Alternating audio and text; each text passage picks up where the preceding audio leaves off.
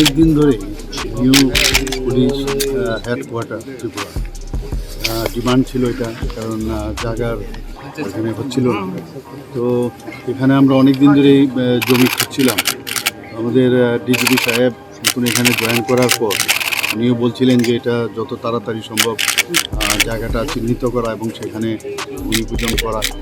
তো এখন তো ভূমি পূজন হলো, জায়গা আরও দরকার। এখানে 1 একর জমি আছে, আরও লাগবে অ্যাজ পার রুলস।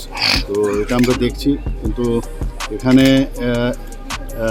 আগরতলার মধ্যে মেইন শহরের মধ্যে তো সেখানে অনেকগুলো যে অ্যাডমিনিস্ট্রেটিভ বিল্ডিং সেগুলোর মধ্যে আমাদের সমস্যা হচ্ছিল। তো এখানে আসাতে ওনাদের কাজকর্মে অনেকটা গতি পাবে এবং জায়গাটাও খুব সুন্দর জায়গা।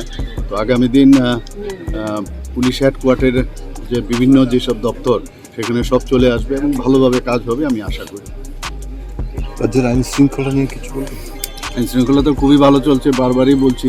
ত্রিপুরার অন্যান্য প্রদেশের তুলনায় 29টা স্টেট আমি বলেছিলাম, সেখানে ত্রিপুরার আইন শৃঙ্খলা নিচের দিক থেকে 5ম স্থানে আছে। খুবই ভালো, আপনারাও দেখছেন, কোথাও নেই। বিরোধীরা বলছে নানা রকম কথা, ওদের কাছে তো আর কোনো ইস্যু নেই। তো এই ইস্যুটাকে নিয়ে বারবার বলছে, চেষ্টা করছে। তাদের যেহেতু কোনো ইস্যু নেই, তো এটাকে সামনে রেখে ওরা আগামী দিন ইলেকশন এখন যেহেতু আসছে, সেটাকে সামনে রেখে ওরা কাজ করতে চাইছে, মানুষকে বিভ্রান্তি করার চেষ্টা করছে। কিন্তু এতে লাভের লাভ কিচ্ছুই হবে না, মানুষ বুঝছে সব।